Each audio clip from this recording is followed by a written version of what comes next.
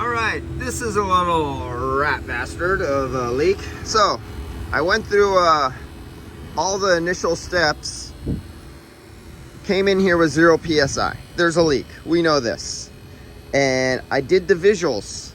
There was no oil streaks anywhere, no dust spots, nothing built up anywhere. We know this is a Subaru. They always leak, and we can't say always, but it's a Subaru, and they almost always leak. We eventually always leak at the O-rings at the compressor. So it had 0. I threw nitrogen, 170 PSI. There was no leak here. I used my ultrasonic leak detector. I used my bubbles. I went around the joints, everything, no leaks. I put it under vacuum. I got it all the way down to 800 microns. And it leveled out at about 1100 microns, 1200 microns, and then leveled off and went steady and stayed there. So I said, okay, I'm gonna fill it up with refrigerant. It's ready for me to test that way. Maybe I'll find, something or nothing that way. So I go through the procedures. I drain out the nitrogen. I put in the refrigerant, and immediately it started gushing out of there, hissing, literally hissing and bubbling when I put liquid refrigerant into the system. But it wouldn't leak under vacuum.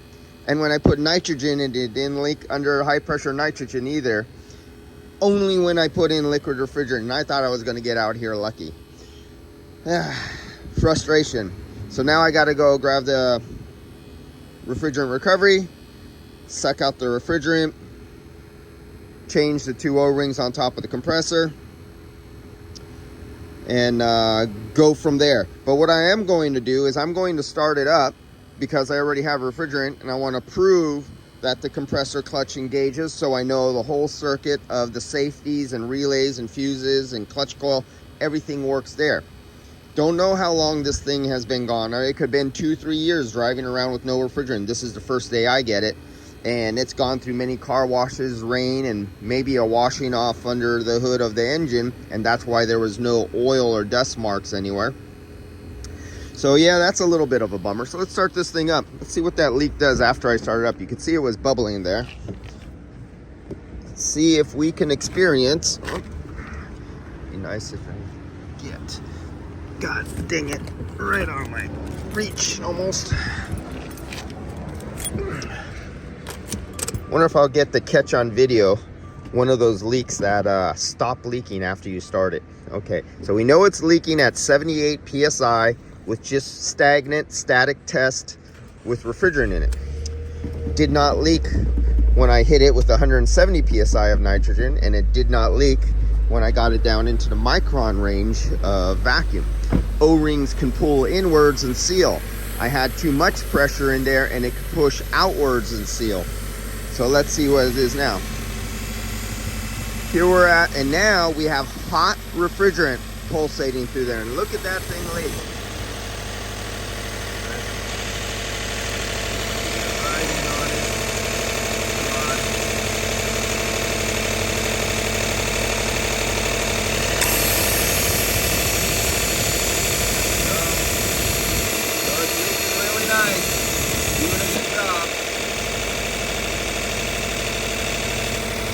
Alright,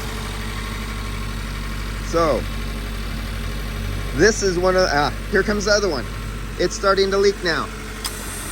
So this one leaks when this line gets cold. It would not leak under vacuum. It would not leak under vacuum. So this one leaks when it gets cold, and that one leaks just once it got liquid refrigerant under a lower pressure that was not 170 PSI of dry nitrogen. And this is when leaks really kick you in the butt. When they don't leak at static tests during your leak procedures, and they had no visible evidence of oil and dust residue. All right, catch you guys later. At least I know the system is working well.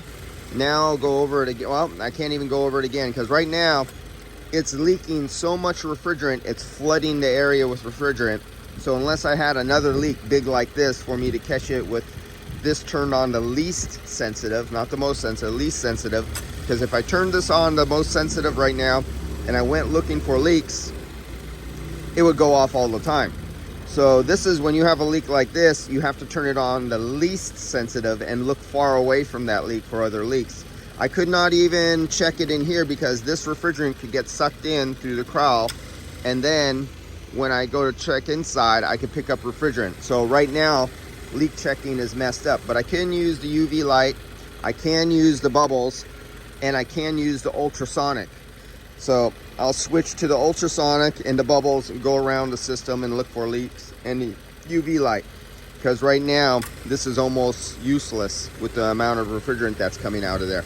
All right guys, I'll see you later. And that is exactly what I don't like.